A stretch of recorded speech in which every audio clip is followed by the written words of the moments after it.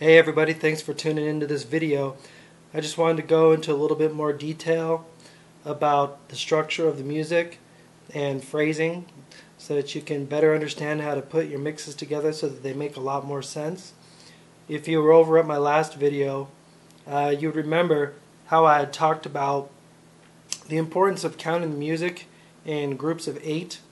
There's a lot of YouTube videos out there where they count the music in groups of 4, like 1, 2, 3, 4, 1, 2, 3, 4, and you can do that, but it makes a whole heck of a lot more sense to be counting this music out in groups of 8. And the reason why is because the majority of this music is really structured in groups of 8. It's going to be phrases or measures, whatever you want to call it, of 32 beats, 64 beats, 124 beats, and 256 beats.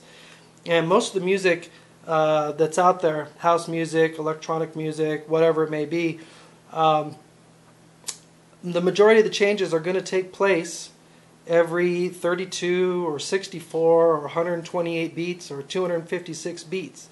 And it can happen at different changes within that, but the vast majority of it is taking place in 32, 64, and 128 beat periods of time. And you could take any old record out of your collection and drop the needle on it and start counting on it, and you'll quickly realize how much easier it is and how much more sense it makes to be counting songs out in groups of 8. If there's one thing you really need to remember about house music and electronic music and all that, it's the importance of the number 8. If you start to think about this and recognize the structure of the music and what's really going on, you'll quickly see that 8 is like pretty much the magic number in all this. So what I've done here is I've taken a couple of songs, not the entire song, just portions of a song, and I've counted them out in groups of 8 bars.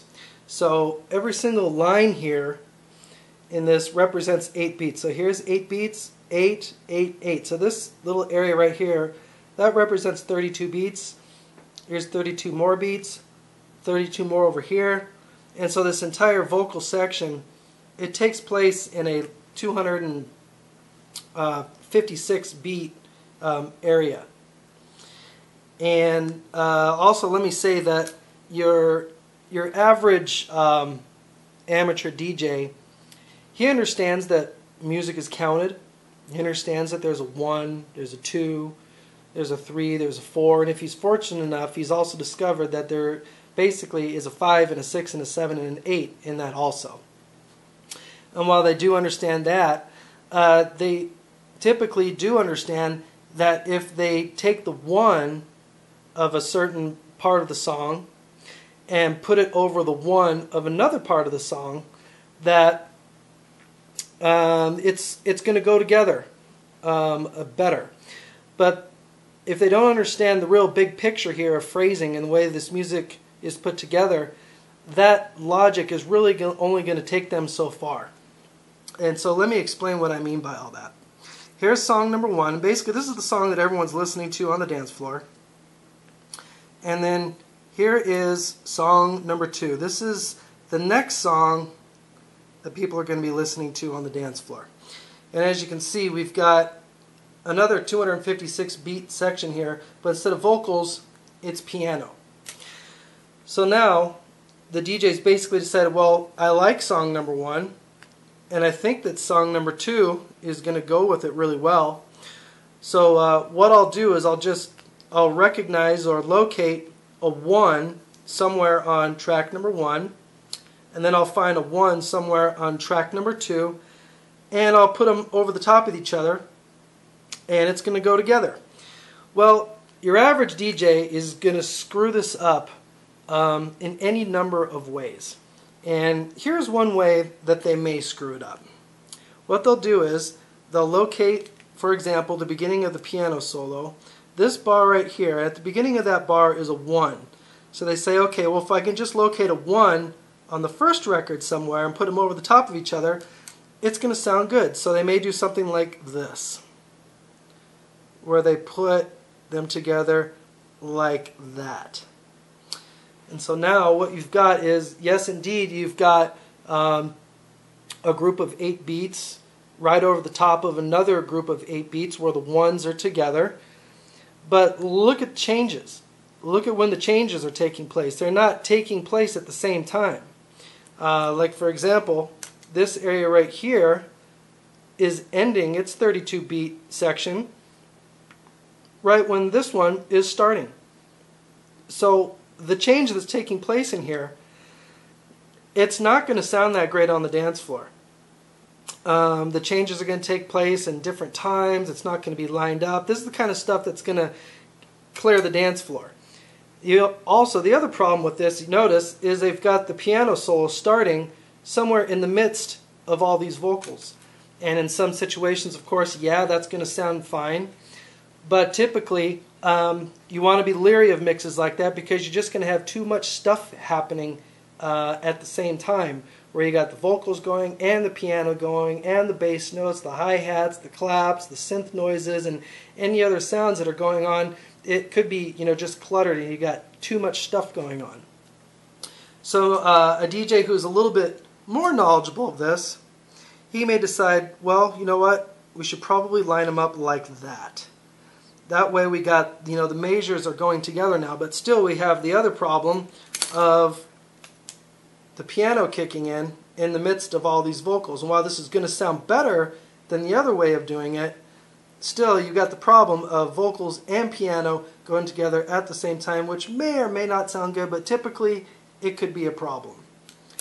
So then you've got other DJs that will take it a step further and say, you know what, I think it would be cool if we just do it like this. So right when the vocals start, we'll have the piano starting at the same time. And certainly that probably will sound a lot better, but now you've really got everything all jammed together.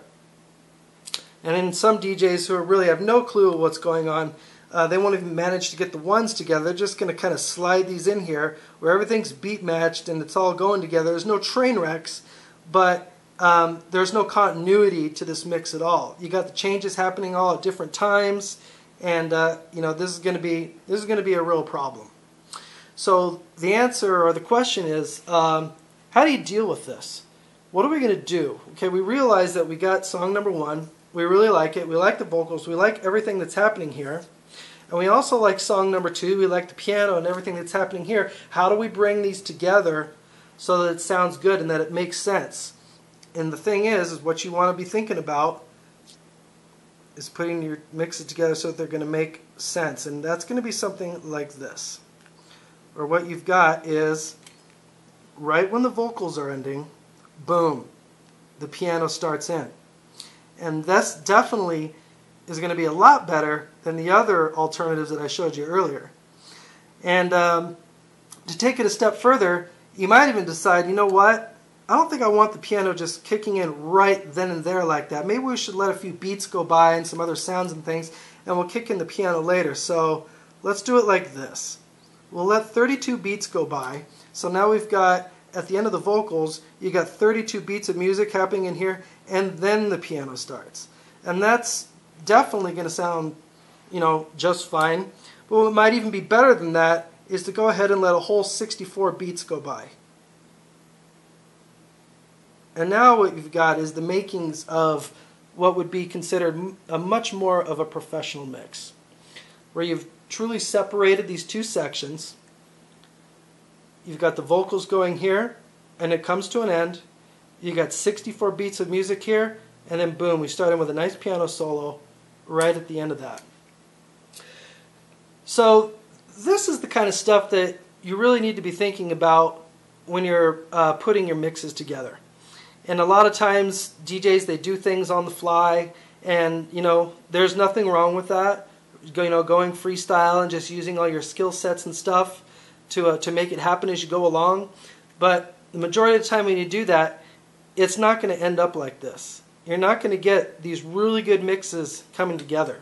And I'll tell you right now, there's a lot of DJs that are pretty heavily opposed to this type of thinking, because the way they are brought up in DJing, DJing is about going freestyle. It's about using your skills and your techniques and everything on the fly as you go along to make it badass. And there's certainly a tremendous amount of stuff to be said about that. It's similar to like in rapping.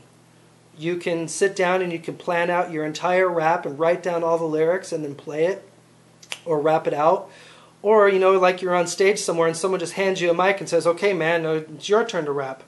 And there's a lot of stuff to be said about that type of thinking and doing that stuff.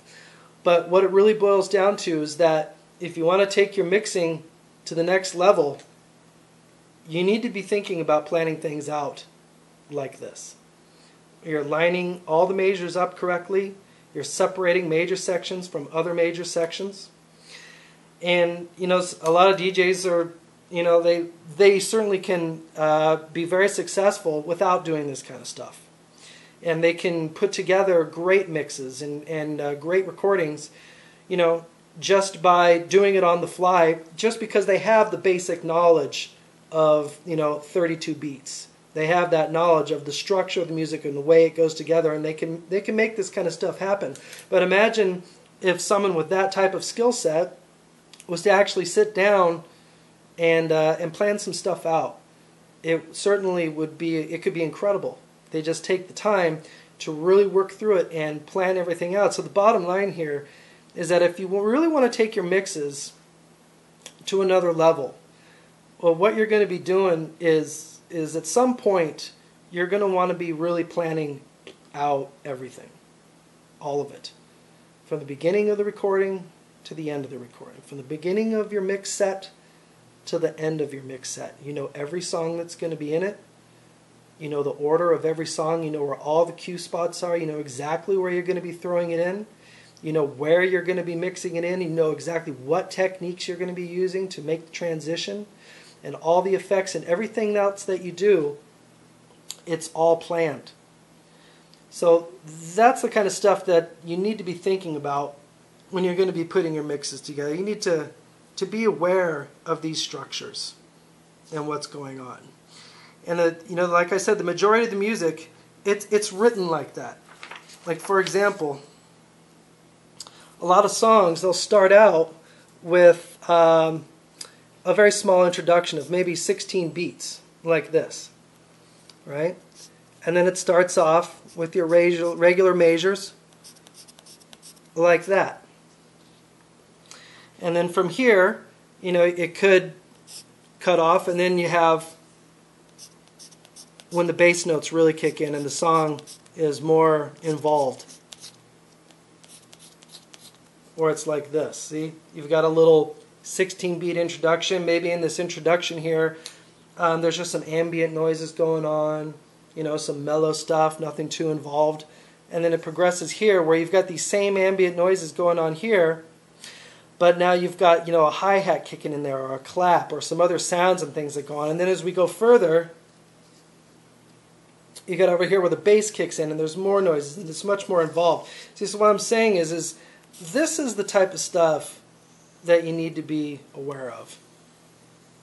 Structures like this, these types of structures are very prevalent in all the electronic music that's out there. And when you start to recognize this stuff, it will help you tremendously in putting your mixes together. Because I'll tell you what, just lining up the ones and putting them together like this, it ain't going to fly. This kind of stuff where you're just sort of putting them together is not going to cut it. You need to be thinking about it more logically and planning this stuff out so you can really make sense out of it and create the best mixes that you can.